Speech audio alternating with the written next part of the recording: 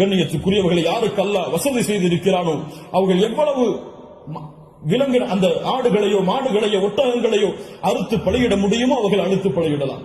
ஒருவருக்கு ஒரு ஆடுதான். ஒரு மாட்டை ஒருவர் முழுவதாக அறுப்பதற்கு அவருக்கு செல்வம் இருந்தால் வசதி இருந்தால் அறுக்கலாம். அல்லது அந்த மாட்டை 7 பேர் பங்கு கொள்ளலாம். ஒட்டகமாக இருந்தால் அவர்களும் அதில் 7 பேர் பங்கு கொள்ளலாம். இப்படி ஒரு ஆட்டை ஒருவர், மாடை 7 பங்காக வைக்கலாம், ஒட்டகத்தை 7 பங்காக வைக்கலாம். அல்லது ஒட்டகம் முழுவதையும் ஒருவர் கொடுக்கலாம், மாடு முழுவதையும் ஒருவர் கொடுக்கலாம். 2 ஆடுகள் 3 ஆடுகள் என்று ஏழைகளுடைய கஷ்டங்களை நீக்க அல்லாஹ்வுடைய முகத்தை நாடுபவர்கள் எவ்வளவு அல்லாஹ் அவர்களுக்கு செல்வத்தை விசாலப்படுத்தி இருக்கிறாரோ அவ்வளவு அவர்களும் விசாலப்படுத்தலாம். அந்த விலங்கினங்களுடைய சட்டம் என்ன? ஆடாக இருந்தால் 1 வருடம் பூர்த்தியாக இருக்க வேண்டும், 2வது வருடத்தில் நுழைந்திருக்க வேண்டும்.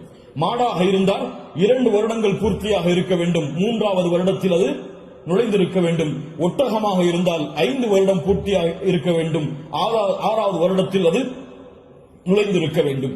யாருக்கெல்லாம் ஒரு முழு குடும்பமாக ஒரே இடத்திலே ஒரே உணவை சாப்பிட்டு வசித்தால் அந்த முழு குடும்பத்திற்கும் ஒரு ஆடு போதுமானது, அல்லது முழு குடும்பத்திற்கும் ஒரு மாடு போதுமானது, அந்த முழு குடும்பத்திற்கும் ஒரு ஒட்டகம் போதுமானது. ஒரு குடும்பம் மொத்தமாக ஒரே இடத்திலே ஒரே உணவை சாப்பிட்டு இருந்தால், தனித்தனியாக வேறு வேறு உணவுகளை வைத்திருந்தால் அவர்கள் தனித்தனியாக உதுஹியாவை அவர்கள் கொடுக்க வேண்டும். கண்ணியத்து